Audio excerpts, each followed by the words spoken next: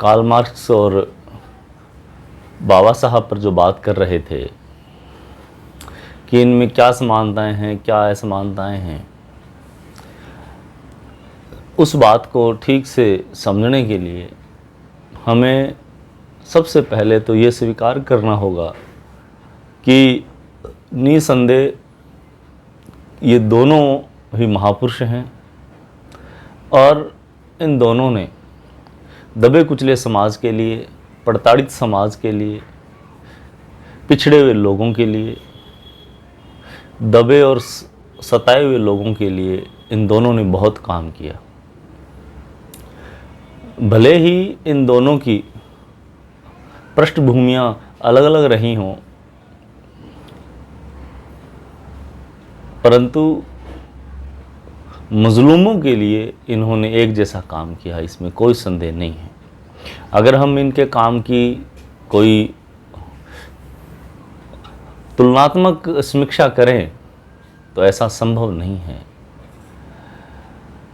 कि एक ने अधिक काम किया, एक ने कम काम किया। नहीं,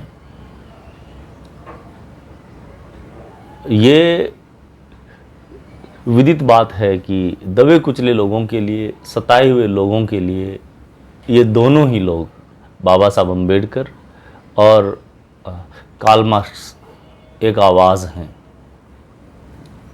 क्रांति का एक प्रतीक है। अब रही बात भारत के संदर्भ की, अगर मार्क्स इंडिया में पैदा हुए होते तो इसमें कोई संदेह नहीं कि वो बाबा साहब अम्बेडकर की बातों से रजामंद नहीं हुए होते। मार्क्स के लिए जो बड़ी बात है, उनके लिए आंदोलन का जो कारक है, उनके लिए संघर्ष का जो मुद्दा है, वो मुद्दा है पूंजीवाद, कैपिटलिज्म। और पूंजीवाद में दबे हुए लोगों के लिए, मजदूर लोगों के लिए, नौकर दास जो गुलाम हैं, उनके लिए कोई स्थान नहीं है। जितनी संपत्ति का अर्जन होता है, जितने भूभाग हैं, जितने उद्योग धंधे हैं, उन सब में मजदूरों का कोई हिस्सेदारी नहीं है। उन सब में जो एकमेव अधिकार है वह उसके मालिक का ही है, और वह मालिक शोषण का प्राय है। जहाँ मालिकाना हक की बात आती है तो वहाँ वर्गीकरण हो जाता है कि एक तो दास है और एक उसका मालिक है, ओनर है।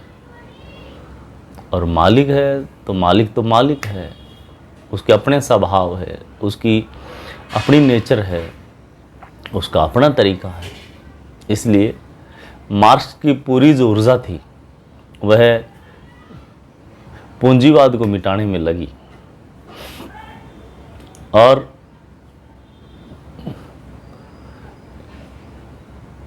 इन पूंजीवादियों का जो संरक्षण है वो उस समय की धार्मिक मान्यता के लोग अधिक करते थे। क्यों? क्योंकि इनमें आपस में इतना प्रगाढ़ सांठ-गांठ थी कि दोनों ही शोषण के प्राय थे। जब हम भारत के संदर्भ में देखते हैं तो बाबा साहब अम्बेडकर कहते हैं कि हमारे लिए इन सब समस्याओं से बढ़कर के भी, ये समस्याएं कौन सी हैं? चाहे वो राजनीति में अधिकार नहीं होना है, चाहे वो पूंजीवाद होना है, या इसको और आसान भाषा में कहें धन धरती पर सबका समान बंटवारा नहीं होना है, मज़दूरों के लिए अच्छे स्वास्थ्य की, चिकित्सा की, इन सब की ठीक से कोई व्यवस्था नहीं है, ये सब समस्याएं हैं। ऊपर से अंग्रेज़ों का भारत में शासन होना है, इसके बावजूद भी इससे भी गंभीर समस्या एक और है। बाबा साहब कहते हैं कि हम भारत में दोहरी गुलामी के शिकार हैं। पश्चिम में जब मार्क्स ने काम किया तो अमीरों के गरीब लोग गुलामी करते, उद्योग धंधों के जो मालिक थे उनके नौकर उनके लिए गुलामी करते।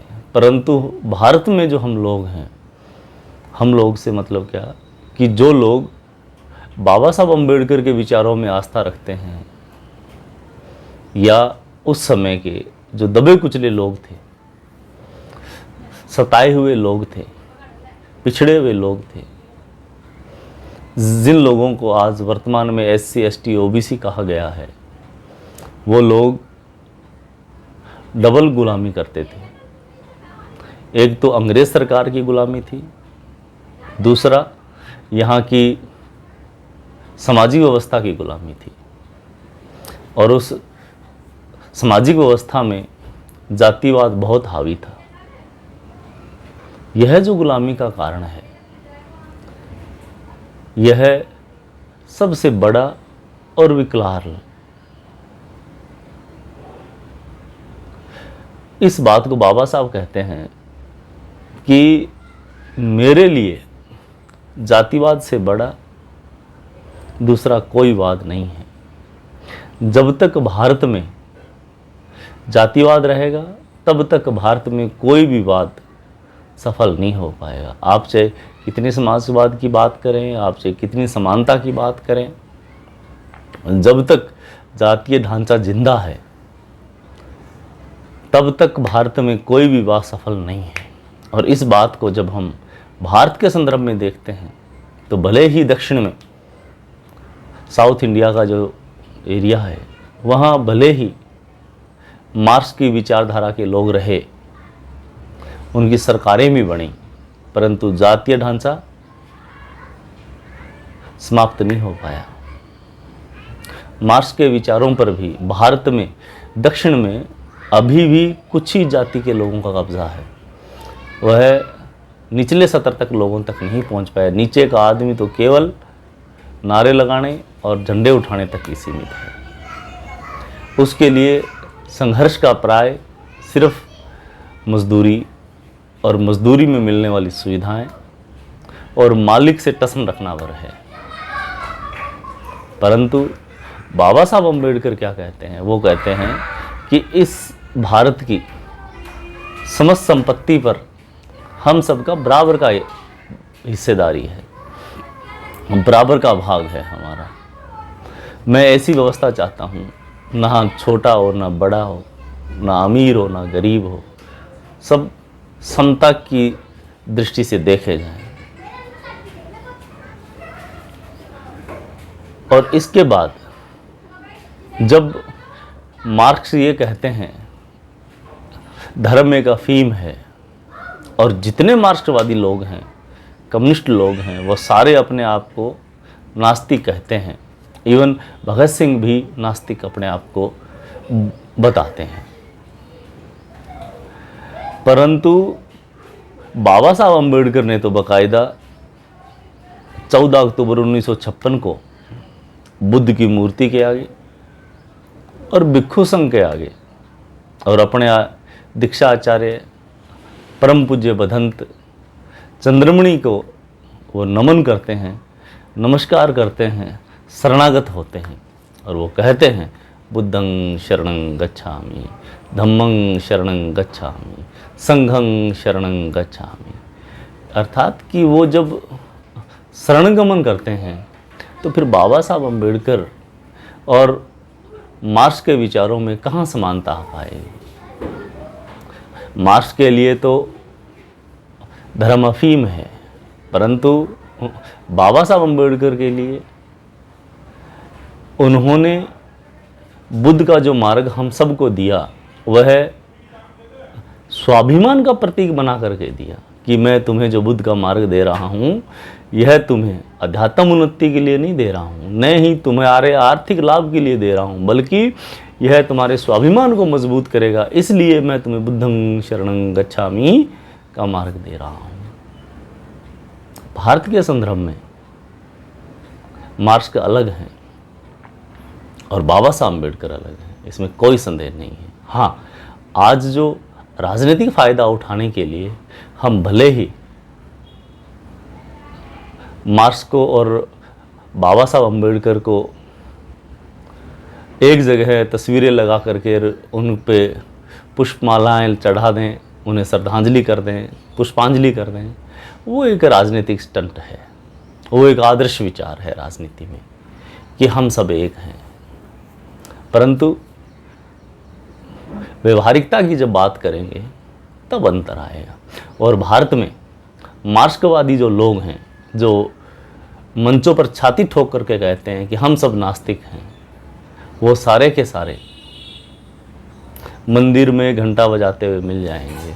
वो सारे के सारे किसी न किसी भगवती जागरण में आपको जाते हुए नमस्कार करते हुए मिल जाएंगे। जब आपने कह दिया कि मैं मार्क्स के विचार को फॉलो करता हूँ और वो कहते हैं कि मैं नास्तिक हूँ, और भगत सिंह को हम भारत में मार्क्सवाद का आइडियल मानते हैं, उसके बावजूद भी नौजवान जो उनको फॉलो करता है, उनको किनको, भगत सिंह को जो फॉलो करता है, वो भी हाथ पर धागा बांध करके, माथे में तिलक लगा करके और यहाँ वहाँ मंदिरों की सीढ़ियों पर, मज़ारों पर घूम रहा है।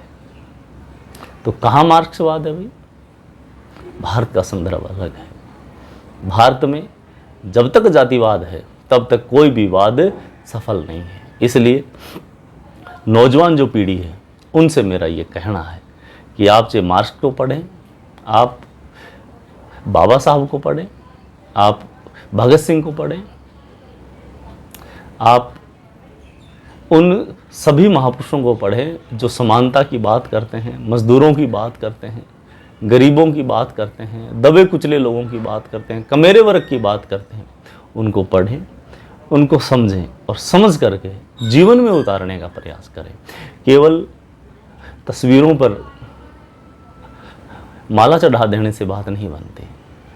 अभी मेरे मित्र हैं, बहुत अच्छे मित्र हैं, वो भगत सिंह के विचारों में बहुत आस्था रखते हैं।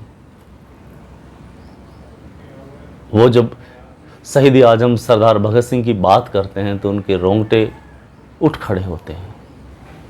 आज़ादी की बातें करते हैं, पूंजीवाद को वो इतना गरियाते हैं, पाखंडवाद, अंधविश्वास पर वो बहुत बात करते हैं। जब बात करते हैं तो यूँ लगता है कि ये व्यक्ति कुछ ना कुछ करेगा। यह क्रांति की मिसाल है, यह युवाओं को एक नई दिशा प्रदान करेगा। परंतु रविवार को सुबह 10 बजे से 2 बजे तक उसका फ़ोन स्विच ऑफ आता है। जब मैंने 1-2 बार उनसे पूछने की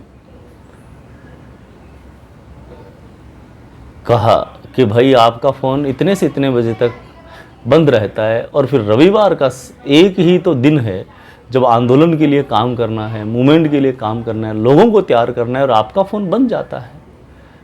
तो फिर वह दबी जुबान में कहता है कि आचार्य जी, मैं आपकी बात से सहमत हूँ, परंतु क्या करूँ, पत्नी के साथ मुझे रविवार ये सत्संग में जाना पड़ता है। अब क्या कहें, तुम सही हो, तुम गलत हो। अब तुम भगत सिंह को फॉलो करो, तुम बाबा साहब को फॉलो करो, तुम मार्क्स को फॉलो करो, तुम बुद्ध को फॉलो करो, या अपनी पत्नी को फॉलो करो, या अपने बच्चों को फॉलो करो। इसलिए विचारों में सामंजस्य करना बड़ा ज़रूरी है, और लोगों की हाँ में हाँ मिलाना अलग बात है, परंतु अपने विचारों से अपने आप को मजबूत करना अलग बात है। इसलिए मेरा सभी नौजवानों से ये कहना है, जिस भी विचार से आप बहुत प्रभावित हैं, चाहे बुद्ध हैं, बाबा साहब हैं, कबीर हैं, नानक है, शाहू है, सहजू हैं, या इवन जो कोई भी है, आप उसके जीवन चरित्र को आचरण में उतारें और उसी से ही राष्ट्र का कल्याण होगा, उसी से तुम्हारा कल्याण होगा।